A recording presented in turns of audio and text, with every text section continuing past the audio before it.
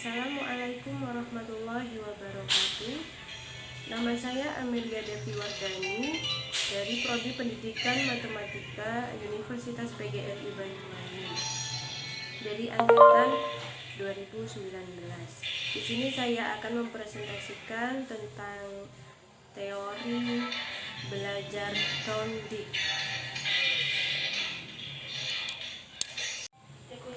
Untuk memenuhi tugas psikologi pendidikan.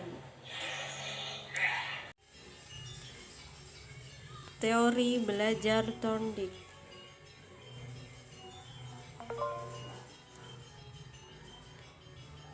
Sejarah teori Thorndike. Pada mulanya, pendidikan dan pengajaran di Amerika Serikat didominasi oleh pengaruh dari Thorndike 1874 sampai 1949. Teori belajar Thorndike disebut koneksionis karena belajar merupakan proses pembentukan koneksi-koneksi antara stimulus dan respon. Teori ini sering juga disebut trial and error dalam rangka menilai respon yang terdapat bagi stimulus tertentu. Thorndike mendasarkan teorinya atas hasil-hasil penelitiannya terhadap tingkah laku beberapa binatang antara lain kucing dan tingkah laku anak-anak dan orang dewasa.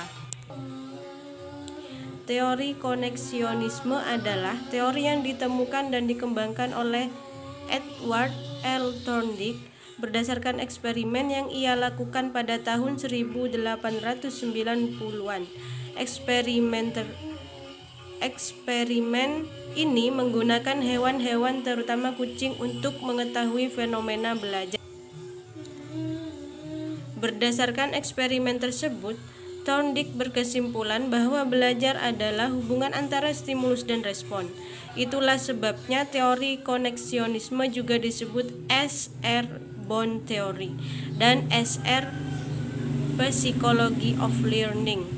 Selain itu, teori ini juga terkenal dengan trial and error learning. Istilah ini menunjuk pada panjangnya waktu atau banyaknya jumlah kekeliruan dalam mencapai suatu tujuan.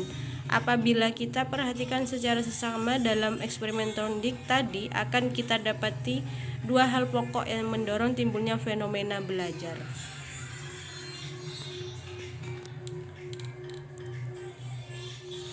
Teori-teori Thorndike ada tiga.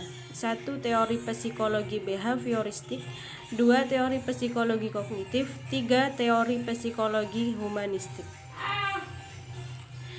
Penerapan teori Edward L. Thorndike dalam pembelajaran matematika.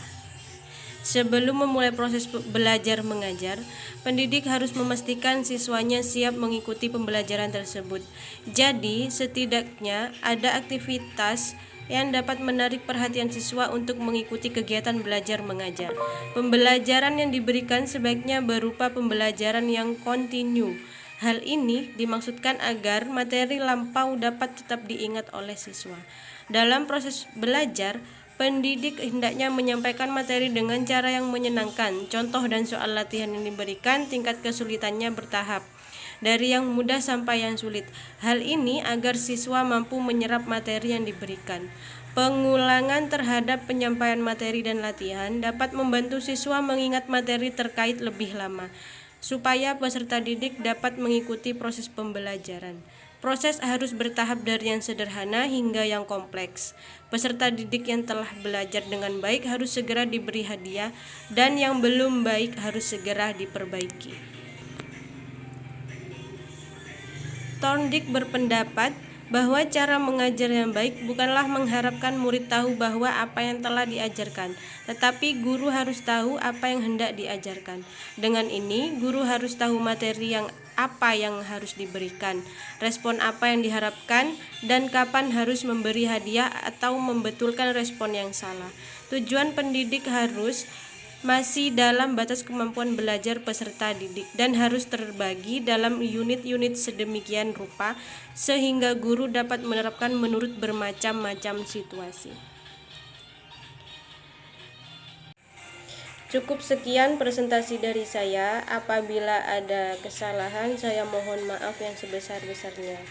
Sekian dan terima kasih. Wassalamualaikum warahmatullahi wabarakatuh.